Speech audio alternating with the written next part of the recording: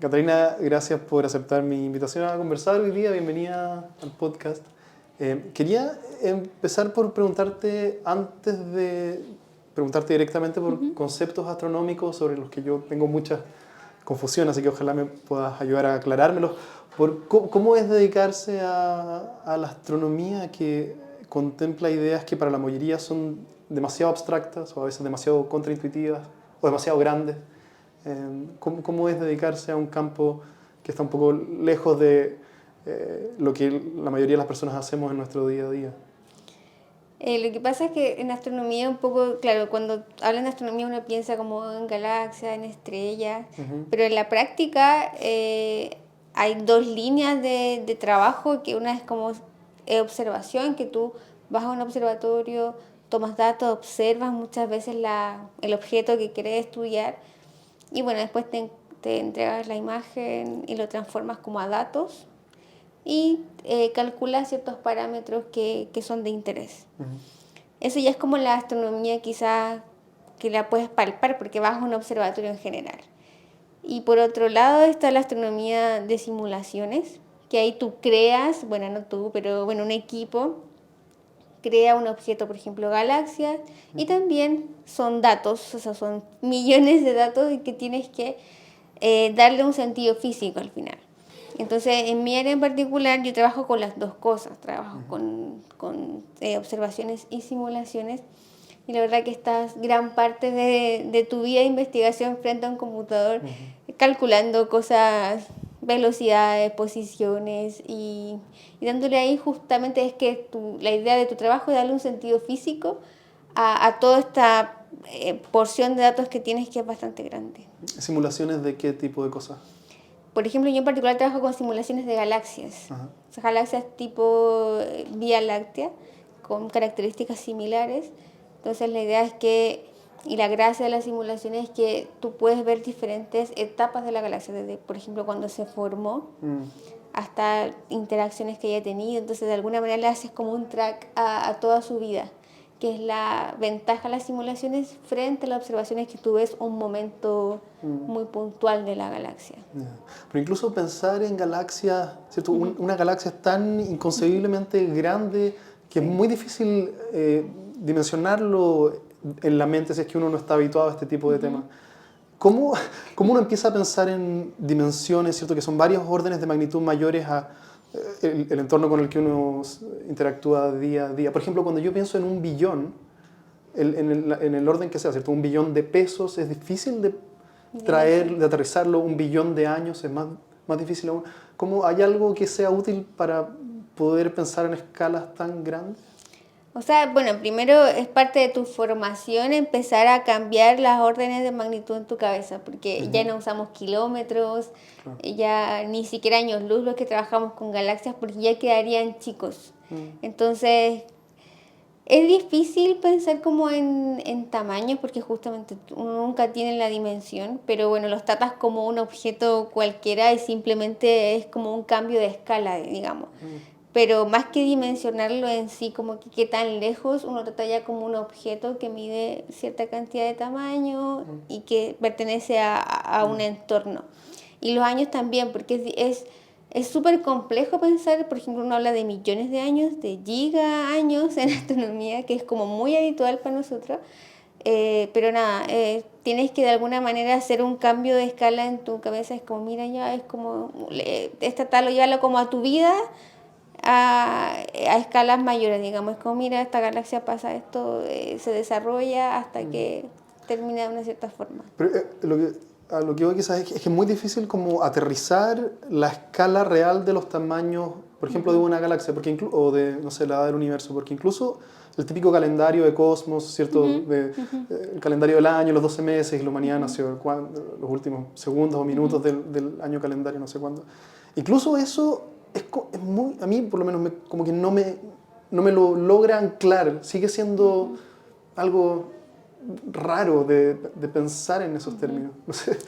O sea, al menos para mí o mi experiencia personal es que yo como que he trabajado con un poco de simulaciones, como que es lo que te decía antes, como que te permite ir hacia atrás en el tiempo y de alguna manera lo tienes que ver como una película, una evolución, y pensando que es una serie de cambios que le ocurre a cierto objeto, sea el que sea que esté.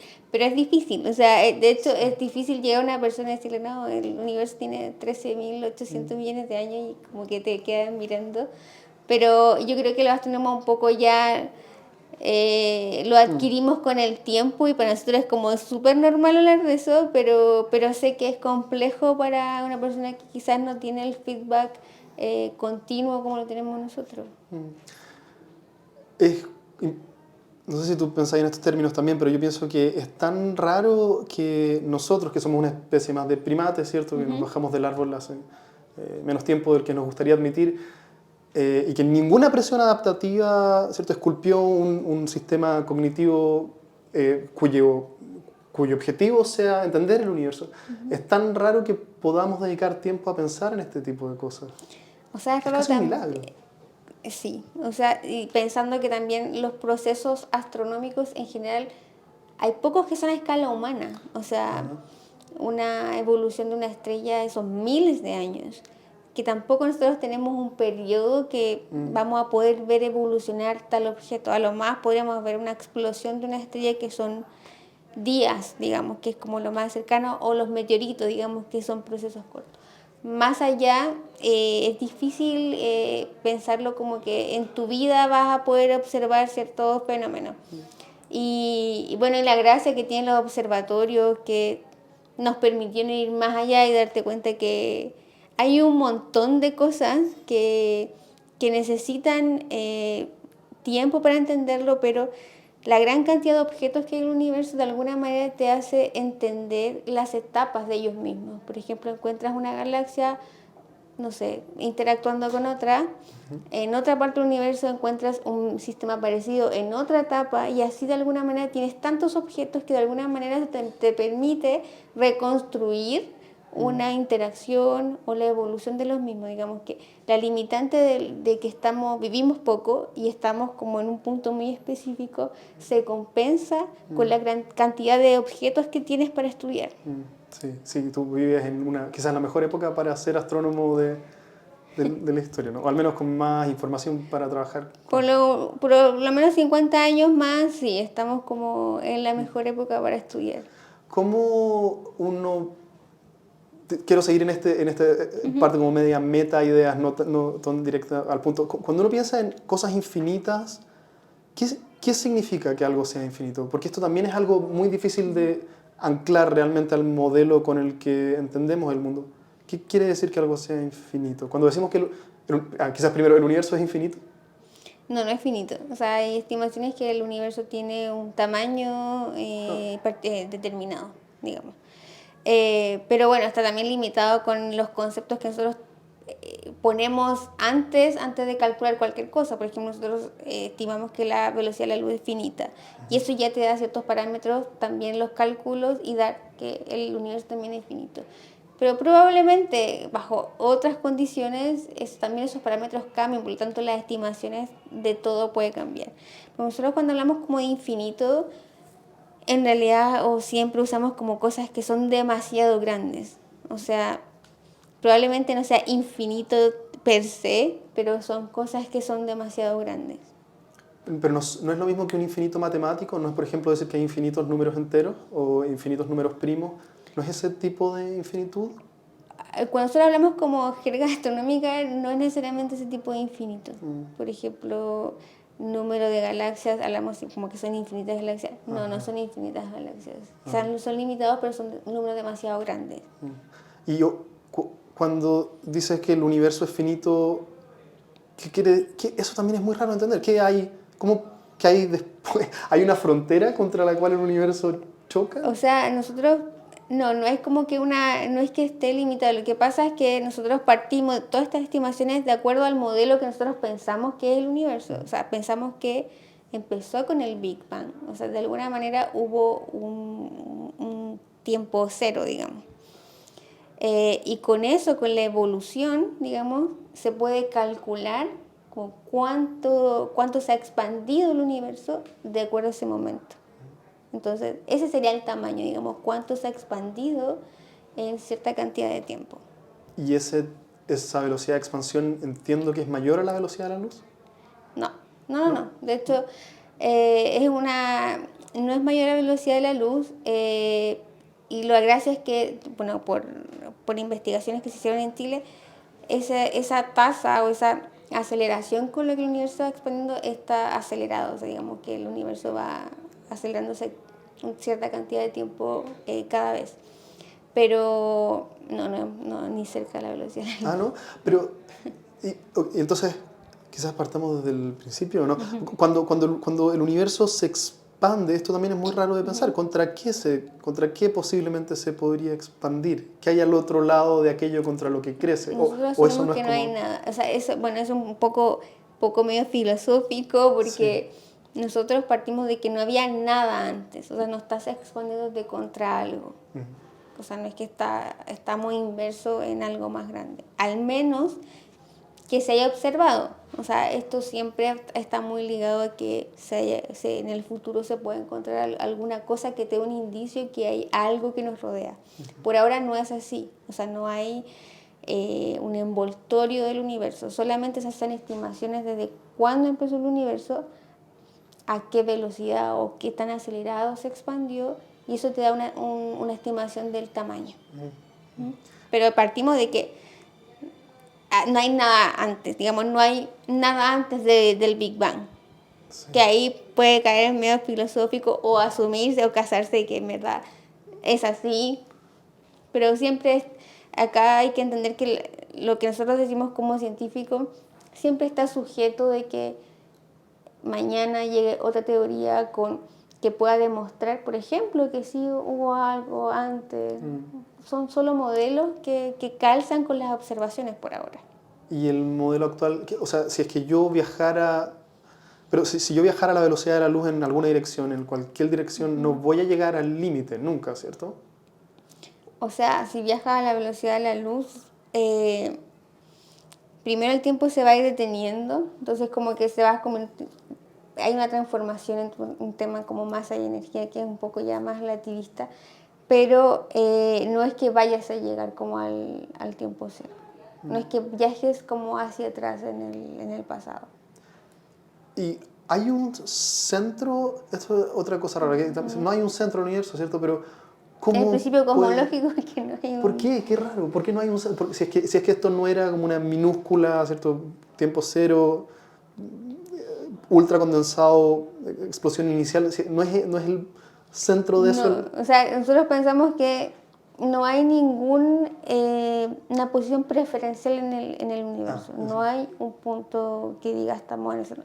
O sea, nada es el centro y todo es el centro a la vez. O sea, nosotros podemos ser el centro del universo, pero hay otro centro en otra parte, digamos.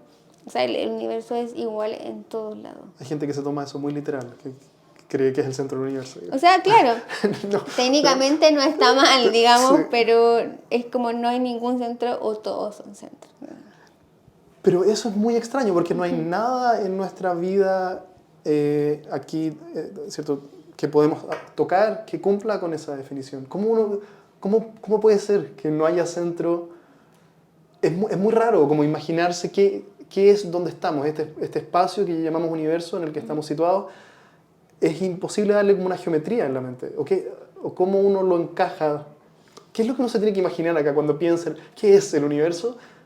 ¿Cuál es la imagen que uno tiene que tener en la mente? Porque como que nada se cuadra con lo que estamos diciendo, que es finito, pero si yo viajo en una dirección no voy a llegar al límite, que no crece contra nada, que todo es el centro, pero nada es el centro, ¿cierto? Sí. ¿Cómo? O sea, las observaciones en realidad te demuestran que justamente, o sea, el lugar donde te deberías parar en el universo, verías todo igual. Digamos, o sea, verías igual la cantidad de galaxias, estrellas, digamos. Entonces, por eso digo que no hay centro. Pero, claro, toda esta idea parte de suposiciones, justamente de eso, de que el universo es isotrópico, digamos que en todos lados es igual. ¿Isotrópico quiere decir que es? Claro, que encuentras en todos lados lo mismo, homogéneo y isotrópico. O sea, como que está distribuida la materia de la misma forma. Ese es un principio cosmológico. Entonces, si partes desde ahí, toda nuestra modelo se basa en eso. Pero como te digo, siempre está sujeto a que pase otra cosa y que este modelo cambie. Pero hasta ahora todas las observaciones que se han hecho apoyan este modelo. Entonces, no es que sea imposible, pero está complicado que vengan a rebatir de que efectivamente hay un centro o que se encuentra un lugar privilegiado en el universo. Le pregunté a ChatGPT cuál era el mayor misterio astronómico actual. ¿Qué crees que me respondió? No sé si quizá lo que hay dentro de un agujero negro probablemente. Me dijo que la materia oscura.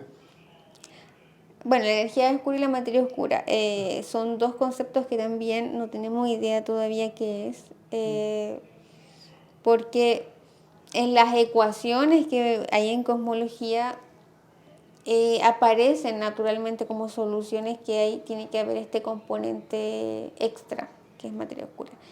Y energía oscura también son dos conceptos que están relacionados diferentes. Por ejemplo, la materia oscura permite, por ejemplo, que la galaxia como la Vía Láctea se mueva a una cierta velocidad en cada punto de ella.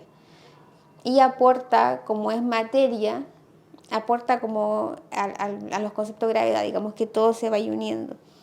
Y lo contrario que sea la energía oscura o se cree que es uno de los causantes justamente de la aceleración, de que las cosas se vayan separando. Entonces es un poco una lucha entre dos cosas, pero no hay ningún indicio todavía de que puede ser o algún candidato, pero sí. Y como te digo, vuelvo al inicio de que son modelos. Hay gente que trabaja en cosmología sin estos componentes, así considerando un universo sin materia oscura y sin energía oscura, pero no han sido exitosos, pero gente trabaja, digamos, que tratemos de solucionar las ecuaciones del universo sin componentes raros y con lo que tenemos, pero hasta ahora no. Hasta ahora todo parece ser que hay dos componentes ahí que juegan un papel súper importante, pero que hasta ahora no hemos visto nada. Que solo se pueden ver sus efectos, pero no qué son. Exactamente. Esto es demasiado raro. Me acuerdo cuando chico, de haber pasado mucho tiempo, no sé, antes uno se aburría, ¿cierto? Porque no había teléfonos ni nada. Acostado en la cama con los ojos cerrados y pensando como, bueno, y el universo y el multiverso y todo esto infinito, ¿cierto? Y es como fractales y fractales que se abren. Este tipo de ideas, o como esto de que hay fuerzas invisibles, pero que juegan algún rol. Y yo como siento que es muy difícil dedicarle tiempo a contemplar este tipo de ideas. No siento que todo es muy rápido. O sea, sí, bueno, a las personas normales quizás no nos dedicamos en general, pero están los cosmólogos, hay físicos, astrónomos que se dedican su vida a tratar de responder esto. Pero sí, es un área de la astronomía bastante densa porque justamente te enfrentas con cosas que no puedes ver. Entonces, y que todavía no hay idea de qué candidatos pueden ser materia oscura, por ejemplo. Seguro que hay todo tipo de especulaciones, no solo dentro de la física, sino que, ¿cierto?, más esotéricas, Sí. pseudocientíficas Sí, respecto a esto. totalmente. Que te quiero preguntar sobre eso, pero después. El universo está en expansión, por lo tanto las galaxias se están alejando cada vez más entre sí, ¿cierto? Las estrellas tienen una vida finita y eventualmente se van a apagar todas las estrellas. ¿Es el futuro un universo vacío, sin planetas, ni estrellas, ni vida? O sea, claro, nosotros, hay como las estrellas tienen un proceso evolutivo, o sea, es como nosotros, el ser humano, o sea, nacen, viven y mueren eventualmente.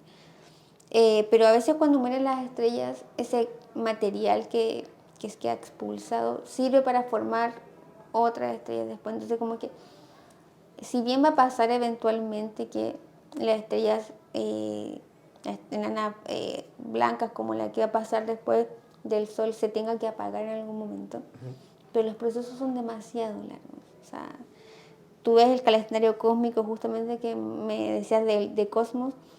Hay estimaciones que deberían pasar 3 calendarios tipo Cosmos para que el universo, o sea, apaguen las estrellas, quedemos como en cero y quedaría como un cementerio, si quieres, dominado probablemente por agujeros negros, por ejemplo, o que tengan que evaporarse porque no van a poder comer más. Entonces, esos son modelos, no hay una teoría determinada de cómo va a terminar, pero sí hay ideas justamente que los agujeros negros eventualmente coman a su alrededor y lo que queda aislado como estrella se va a ir apagando porque no tienen más cómo generar energía. ¿Eso es la muerte térmica? ¿Ese es el Claro. concepto, ¿no? Sí. Sí, también se usa como muerte térmica, claro, de los agujeros negros, que se van a empezar como a la radiación de Hawking, que es conocida, que justamente los agujeros negros emiten radiación y de alguna manera como que permitiría como que se evaporaran, pero las escalas de tiempo son enormes, o sea, como te digo, son 3 calendarios cósmicos. O sea, no importa qué tan sano uno coma, no vamos a ver nada de eso. No, hay muchas cosas que a mí en particular me gustaría vivir, pero veo poco probable que vea alguna de esas. ¿Y vida extraterrestre? ¿Crees que vamos a hacer contacto? Quizás antes, está la famosa ecuación de Drake, ¿cierto? Que trata de parametrizar las variables que definirían un planeta como habitable. Lo que yo entiendo es que hay distintas modificaciones de esta ecuación y que casi todos los que han jugado con ella llegan a que hay por lo menos una decena o 100 planetas donde puede existir agua líquida, donde puede haber una civilización avanzada en nuestra galaxia. Más que nuestra galaxia, por ejemplo, se estima que hay como 300 trillones de posibles planetas tipo, pero alrededor del universo, digamos, no solo 300 trillones. Claro, son números. ¿Por qué? Porque de alguna manera puedes hacer una estimación como muy rápida, decir, por ejemplo, ya la Vía Láctea tiene 100.000 millones de estrellas. Okay, solo una galaxia tendría 100. Y al menos en una de esas estrellas hay un planeta que tenga vida. Okay, o sea, al menos en una galaxia habrá un planeta tipo Tierra. Sabemos digamos. de uno que es este. Claro. Pero en el universo hay 100.000 millones de galaxias. Entonces ya tendría 100.000 millones de candidatos a que al menos en una se haya dado la vida, digamos, inteligente o microbiana. Nosotros da lo mismo, nosotros descubrimos un bicho y ya creo que vamos a hacer una fiesta. Pero claramente nosotros vamos y abogamos de que efectivamente se desarrolló vida en otro punto del universo, pero la astronomía tiene esto de que estamos muy lejos de todos y tecnológicamente también estamos muy limitados. Entonces, es poco probable que hagamos algún tipo o recibamos algún tipo de comunicación, porque por más que yo reciba la comunicación de otro punto del espacio, que yo le devuelva así como me dijo hola, digo hola de vuelta, se va a demorar otros miles de años. Entonces, ¿cómo me va a responder de nuevo? Entonces, esa comunicación no va a ser expedita. Entonces, no se descarta nunca, pero fluida no va a ser en ningún caso. Entonces, es muy complicado. Pero si tuvieses que apostar si es que existe o no existe, independiente del contacto. Sí, yo sí. O sea, yo soy de las que piensa efectivamente que hay vida seguro en otro punto. Y si tuviese que elegir a una persona viva o muerta que vaya como representante de la especie humana a hacer contacto, no con un microbio, sino con una especie, con una civilización avanzada. Qué difícil. Muy difícil. Yo no, pero me gustaría que fuera un equipo en realidad. O sea, no sé si siempre un físico, un astrónomo, un biólogo. Sería como un equipo de personas que puedan, o geólogos, digamos, que puedan ir a otro punto y inspeccionar. Pero no sé si tengo una persona en mente porque Elon Musk, no, probablemente no. Oye, no tenemos mucho tiempo más. Te quiero preguntar por algo que no sé cómo te sientes hablando sobre esto, pero y no sé si te preguntan a ti mucho por esto, pero yo sé que la Tere Paneque ha tenido un par de encontrones con la comunidad astrológica, con personajes y con la gente que cree en esto también, que no han sido muy alegres. ¿Te llega mucha gente preguntando por la astrología? ¿Cómo es tu relación con ese sistema de creencias? Más que, o sea, yo entiendo que se puedan confundir, porque, bueno, astrología, astronomía, en general la gente, por un tema de que son palabras prácticamente iguales, se tienden a confundir. Pero en general no me llega gente preguntándome así como cosas de signo ni nada, pero sí me preguntan como si yo creo en eso. Entonces, mi respuesta es no.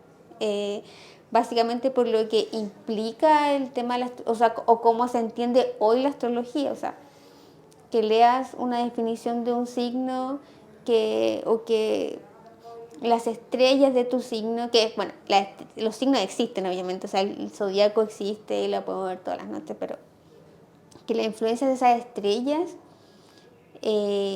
pueda perturbar tu día, están a miles y miles y miles de kilómetros, así que yo probablemente no creo que sea así. Respeto sí a la gente, no lo comparto, pero hay muchos estudios y prueba y error de, por ejemplo, que les pasan la misma definición a 12 personas y todas sienten que se representan, pero todas son de signos diferentes. Entonces, al final, lo que se ha hecho ahora con la astrología es un poco jugar con una necesidad de saber o de que te den algo confortable, así como, oh, no sé, te va a ir bien en el trabajo, o no sé, ten cuidado con esto. Como que siento que es más una necesidad humana que quieren cubrir, más que el propio hecho de que las estrellas influyan en ti. Pero la astrología fue la madre en algún momento de la astronomía, o sea, la astrología se veía porque era observar el cielo, básicamente. Es como que las culturas antiguas, si veían tal estrella, la asociaban por ejemplo, a la cosecha, entonces de ahí nació con ese sentido, pero darle después ahora, o la astrología actual que le relaciona como con tu día a día, de que va a perturbar que te levantes con ánimo o no, hasta ahí yo no puedo apoyarlo, pero sí entiendo y apoyo de dónde nació, porque da pie al estudio más científico que hace la astronomía después de eso. Sí. Sí, claro, así como la alquimia se transformó en la química, la astrología evolucionó a la astronomía. Si todavía no te consulta mucha gente por esto, yo creo que cuando quizás tus redes sociales crezcan, te va a empezar a llegar cada vez más gente, porque es un grupo súper vociferante de sus convicciones. O sea, a mí es un poco que también que te da una opinión súper personal, pero me ha pasado que he visto televisión que hay, por ejemplo, ya hay un eclipse en tal parte, y llevan un astrónomo, da 10 minutos hablando de los fenómenos, y después llevan a un astrólogo a hablar 2 horas de cómo influye en ti. Entonces siento que también es un poco de los medios, digamos, de qué tanta influencia le dan esas cosas, porque yo creo que si fuera más parejo, probablemente la gente podría escoger más fácil, pero si te doy 10 minutos de ciencia y te doy 2 horas, tú probablemente vas a quedar con el mensaje final que están hablando sobre que, no sé, no vas a poder dormir porque Aries está sobre ti, digamos. Entonces, hay un tema ahí, pero es de la capacidad de llegada que tienen estas cosas a las personas. Es súper fuerte el mundo de la astrología, o sea, te lo encuentras por todos lados. Es un negocio gigante, básicamente para mí es un negocio gigante, que nosotros los astrónomos científicos en general estamos súper desproporcionados en cómo poder luchar contra eso. O sea, José Massa siempre se encarga de tirar muchos palos contra eso, pero claro, sí, no es suficiente. Sí, no es suficiente. Yo creo que incluso si pusieran igualdad de tiempo de exposición en los medios, lo que decías tú, que hay una necesidad humana que la astrología resuelve, que la astronomía simplemente es demasiado fría como para hacerlo. O al menos tendría que ser un personaje muy elocuente y muy carismático como para poder transmitir la profundidad de los conceptos astronómicos, que están ahí, pero es difícil traerlos al público, mientras que lo otro más personalizado... Eso es lo mismo que pasó con los ovnis, o sea, estos exmilitares que hablaban en el Pentágono. Sí, algo de esto. Justamente la gente igual necesita o quiere creer que hay o nos vienen a visitar. Pero astronómicamente la respuesta es súper fome, es decir, onda, ¿verdad? No hay nada, hay cero, nadie de los astrónomos ha observado. Entonces, la respuesta que nosotros podemos dar son más aburridas, probablemente, que lo que te puede dar un ufólogo o un astrólogo. Entonces, como que obviamente gana porque te venden todo un tema como alrededor de la astrología o los ovnis. ¿No tenías ningún compañero astrólogo entonces? En la universidad, Sí. no, ya no existe. Pero algo también que pienso que pasa con la astrología es que se ha vuelto, se ha sofisticado al punto en que no importa qué es lo que uno le diga a alguien que lee tu carta astral o qué sé yo, estas cosas, siempre va a tener una respuesta para acomodarlo. Entonces, es tan complejo y tan sofisticado y hay tantas lunas en Júpiter, en la quinta casa, no sé, no me lo sé, estas cosas, pero siempre va a haber un concepto que yo puedo manipular de forma que encaje con tu historia personal. Entonces es imposible de falsificar y la gente que entra creyendo va a encontrar una respuesta que se acomode a su momento. Exacto. Siempre, siempre. Es infalsificable la astrología en ese sentido. Igual que la religión. O sea, cae un poco lo mismo, porque cae como la vivencia personal. O sea, dos Aries en dos partes del mundo probablemente no tengan el mismo día, digamos, no sé, ¿cachai? Y la religión igual. O sea, yo no puedo discutirte lo que tú sentiste. Pero la ciencia es método científico, o sea, yo tengo que bajo las mismas condiciones siempre poder obtener lo mismo. O sea, que en esto no siempre obtienes lo mismo. Claro, porque al final quien cree en esto cae en un subjetivismo radical, ¿cierto? Como yo me siento respecto al universo, el mundo, ¿cierto? Dicta cómo el mundo es, en lugar de, ¿cierto? El esfuerzo que significa que estemos de acuerdo de que está hecha la realidad allá afuera. Es tan adolescente. ¿Y cuál es la solución a esto? Es muy difícil porque tener pensamiento crítico y tratar de ser juicioso y, ¿cierto? Y realista y razonable es mucho más difícil y mucho menos sexy ¿cierto? Que yo soy Leo, por si acaso, que todos mis impulsos son debido a que soy especial y que los astros me hablan y el universo, ¿cierto? me habla de mi destino aquí en la Tierra. Es que, como te digo, es difícil porque además no es que nosotros nos formemos con un pensamiento crítico tampoco en los colegios, por ejemplo. Si justamente la ciencia fuese más entretenida, más atractiva también en las edades tempranas, probablemente podría disminuir esa tasa de personas que se van a sentir atraídas por ese tipo de pseudociencia.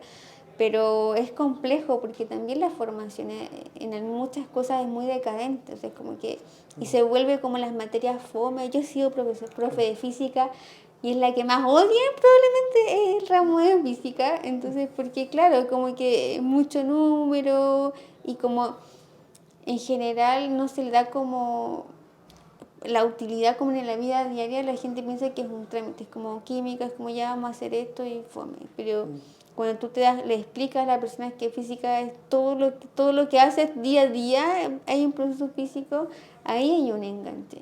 Pero tienes que cambiar todo un sistema y además que estás bombardeado ahora por todas partes, o sea, una cosa global de internet, además que suelen ahora jugar con conceptos físicos, por ejemplo, hay medicina cuántica. Sí. Y es como, claro, la palabra ya cuántica suena como algo creíble, pero en verdad no tiene ningún sentido. Entonces, claro, mezclan conceptos para que suene como más rimbombante o más creíble, pero en verdad no. Sí, es terreno fértil para fraude y personas que se quieren aprovechar del momento y de la credulidad de otros.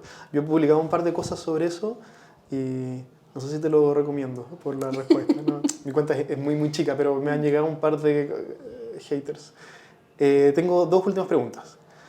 Una, si te invitaran a una misión espacial tripulada a Marte con la supervivencia asegurada, o sea, no va a haber un accidente, no te vas a quedar atrapada en Marte hasta el último de tus días, sino que hay retorno a la Tierra, ¿irías? Si estuviera más profesionalizado, digamos, sí, me encantaría.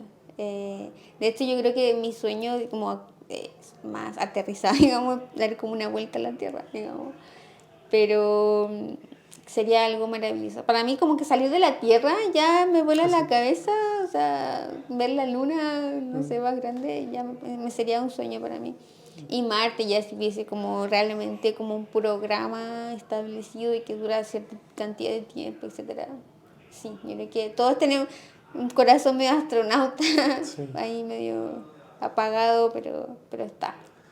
Y la otra es, hablamos un poco de esto, si el universo es un accidente de causalidad, ¿cierto? Una cadena de causalidad hacia atrás, donde no hay intervención ni divina, ni astrológica, ni de ningún tipo sobrenatural, ¿cuál es el sentido de la vida? ¿Cómo le da sentido a la vida a alguien que cree en una ciencia fría y dura, que no tiene esto tibio de las religiones? O sea, yo me crié en entorno cristiano cuando era niña, o sea, sí que daba como ese sentido como de un ser o sea, como extraordinario. Creo que también parte de un poco la necesidad humana, porque lo ves en todas las civilizaciones, había este concepto de creer. Pero yo con el tiempo en realidad es justamente entender entender qué condiciones tuvo que pasar para que se diera la vida en la Tierra.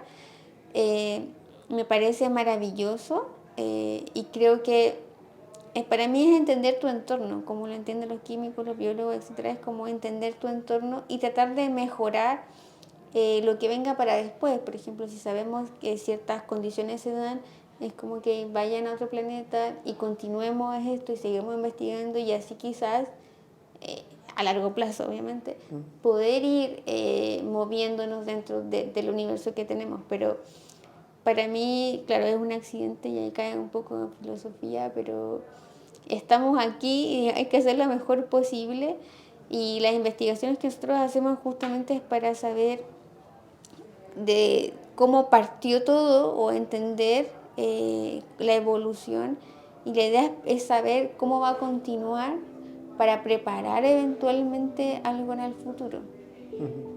O sea, tiene que ver con la expansión de la conciencia humana más allá de la Tierra y de mejorar las condiciones de vida para todos. Claro, nosotros estamos mirando hacia atrás para entender cosas que tuvieron que pasar en el pasado, valga la redundancia, y eso son herramientas para poder encaminar algo hacia el futuro. Así que al final la ciencia es muy filosófica, o sea, la filosofía es la base de la ciencia, así que no se pueden separar. Así que... Bueno, súper. Bueno, gracias Catalina por el tiempo, estuvo muy bueno. Voy a dejar tus redes sociales para quien quiera saber más de ti. Si este contenido te resulta interesante, suscríbete a mi canal para recibir notificaciones cuando tenga nuevo contenido por compartir. Y si me quieres ayudar, todos los apoyos en difusión son agradecidos. Compartir en redes sociales, recomendaciones a tus amigos, todos me ayudan más de lo que te imaginarías. Gracias por tu tiempo y hasta la próxima.